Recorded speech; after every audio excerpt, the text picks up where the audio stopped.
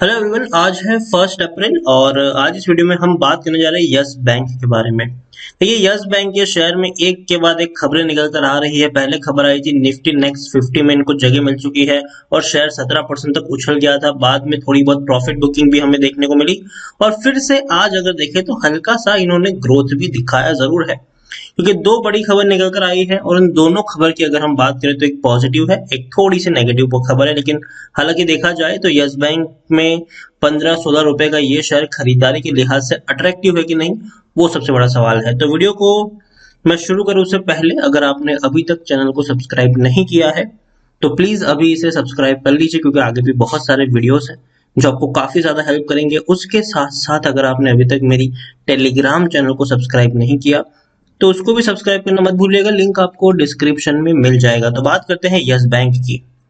आज मार्केट में बहुत बड़ी रैली थी, बहुत बड़ा ग्रोथ देखने को मिला बहुत सारे शेयर्स में।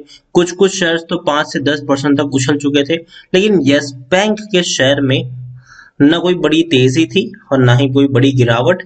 मुश्किल से 1% के आसपास का ग्रोथ हमें जरूर देखने को मिला है। पिछले एक महीने में अगर देखें तो एक महीने में यस बैंक के शेयर में 3.5% की गिरावट है। आप देखिए, शेयर लगातार टूट रहा था, 16 रुपए 60 पैसे से लगातार टूट रहा था। लेकिन जैसे ही खबर आई कि निफ्टी नेक्स्ट 50 में जगह मिली और एक ही झटके में एक ही दिन में 17% की रैली इसने दिखा दी। बाद में जाहिर सी बात है कि जब इतनी बड़ी रैली आएगी तो अगले दिन गिरावट तो आना लाजमी ही था और वही हुआ, गिरावट आई। लेकिन आज हल्का सा संभलता हुआ भी शेयर नजर आ रहा है। पिछले एक साल में 34% की गिरावट है।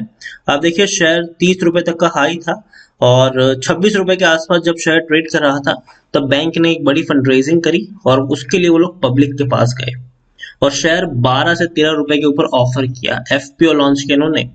और उसी की वजह से 16 रुपए से शेयर 12 रुपए तक टूटा जरूर, क्योंकि जब शेयर 26 रुपए से 12 रुपए तक टूटा। और ये लाजमी था, क्योंकि आप खुद सोचिए कि जब आपने 26 रुपए की आपकी बाइंग हो और वही शेयर आपको 12 रुपए पर ऑफर किया जा रहा हो तो लोग क्या करेंगे। उन्होंने बिकवाली करी और दोबारा से निचले लेवल पर अप्लाई किया एफपीओ के लिए और शेयर में जब गिरावट आई तो थोड़ी थोड़ी खरीदारी हुई। देखिए, यस बैंक का जो सबसे बड़ा क्राइसिस था वो यही था कि ऐसे फजूल के लोन इन्होंने बांटे जो कभी रिकवर नहीं हो पाए। और आज जो दो खबर है वो उसी के रिगार्डिंग है। यस बैंक की जो सबसे बड़े डिफॉल्टर में से एक है वो है अनिल अंबानी ग्रुप की कंपनी। अनिल अंबानी ग्रुप की कंपनी है रिलायंस इंफ्रा। उन्होंने मुंबई में अपना जो हेडक्वार्टर है सांता क्रूज में, उसको यस बैंक को बेच दिया 1200 करोड़ में। देखिए, ये वो अमाउंट था जिसको यस बैंक बहुत ही मुश्किल से काउंट करता था, एनपीए में ही कन्वर्ट हो गया था, ऐसा हम यहाँ पर मान के चल सकते हैं कि रिलायंस इतना बड़ा डिफॉल्टर है यस बैंक का कि बहुत सारे लोन लिए लेकिन वापस चुकाया नहीं। और सिर्फ रिलायंस ही नहीं, कॉक्स एंड किंग्स भी शामिल है इसमें, और तो और जी ग्रुप की कंपनियां भी शामिल है यहाँ पर। तो ऐसे लोन जो लिए गए लेकिन दोबारा लौट के नहीं आए। इससे पहले यस बैंक ने बड़ा इनके ऊपर एक्शन लिया था और इनका जो हेडक्वार्टर था उसको भैया जब्त भी कर लिया था, सील भी कर लिया था। अब रिलायंस इंफ्रा ने खुद ही ये हेडक्वार्टर जो है उसको खुद यस बैंक को बेच दिया है और 1200 करोड़ उससे कहीं ना कहीं जुटाने की कोशिश आने वाले दिनों में हो सकती है। तो एक तरीके से देखा जाए तो इस खबर के चलते रिलायंस इंफ्रा के शेयर में आज 10% की तेजी हमें देखने को मिली, क्योंकि कहीं ना कहीं अगर पैसा इनका कर्जे के तले जो रिलायंस इंफ्रास्ट्रक्चर है वो दब रहा था तो इससे थोड़ा सा ये बाहर आएगा। लेकिन दूसरी तरफ यस बैंक की अगर हम बात करें तो यस बैंक को भी कहीं ना कहीं एक बड़ा पैसा मिल सकता है। तो ये एक अच्छी बात है इनके लिए कि जो जो ऐसे पैसे जो फंसे हैं वो धीरे धीरे रिकवर हो रहे हैं और कहीं ना कहीं इनके लिए पॉजिटिव खबर मैं इसको मानता हूं। लेकिन एक नेगेटिव खबर यहाँ पर यह भी है कि यस बैंक का एक और फ्रॉड जो सामने आया था ओमकार ग्रुप का।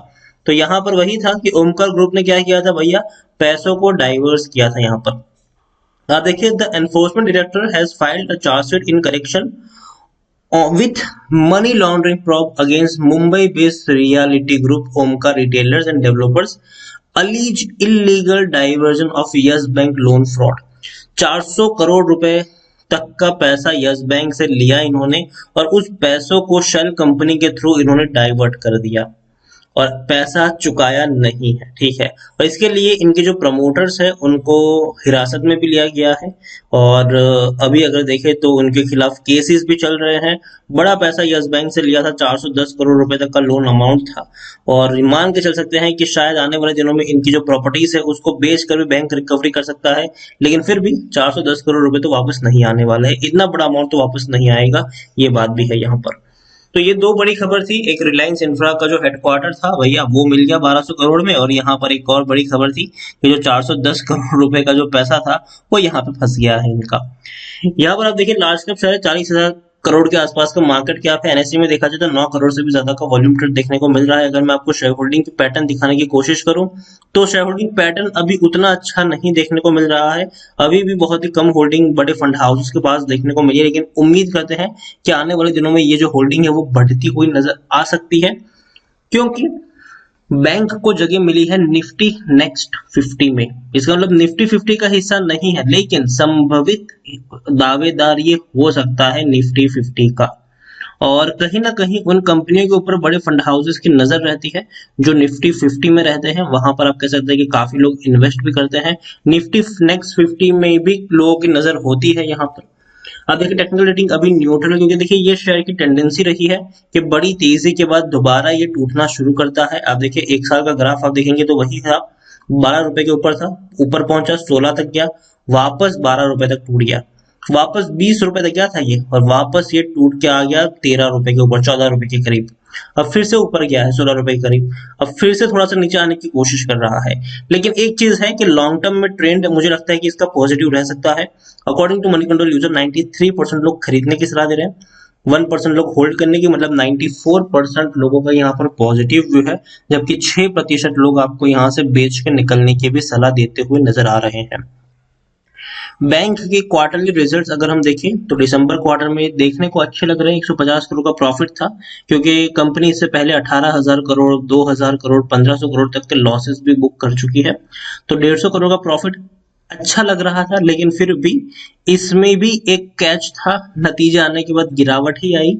क्योंकि क्योंकि रीजन ये था कि जो एनपीएस था वो बढ़ने की शक्यता ज्यादा थी, स्ट्रेस लोन की जो ऑर्डर थी वो बहुत ज्यादा यहाँ पर देखने को मिल रहा था, और इसका जो असर है वो मार्च क्वार्टर में भी देखने को मिल सकता है। मार्च क्वार्टर के जब रिजल्ट्स आएंगे तब आपको शायद प्रॉफिट बहुत ही कम नजर आएगा, और ऐसे लोन जो बैंक से लिए गए लेकिन वापस कभी नहीं आए, तो वो भी ऑर्डर बुक इनको परेशान कर सकती है आने वाले 1-2 क्वार्टर तक। एटलीस्ट मार्च में तो परेशान करेगी ही करेगी। जून में देखने वाली बात होगी जून क्वार्टर में कितना असर करता है, लेकिन जून क्वार्टर में थोड़ा सा कम असर करेगा, लेकिन मार्च क्वार्टर में ये जो स्ट्रेस लोन बुक है ये काफी ज्यादा असर छोड़ता हुआ नजर आ सकता है आपको।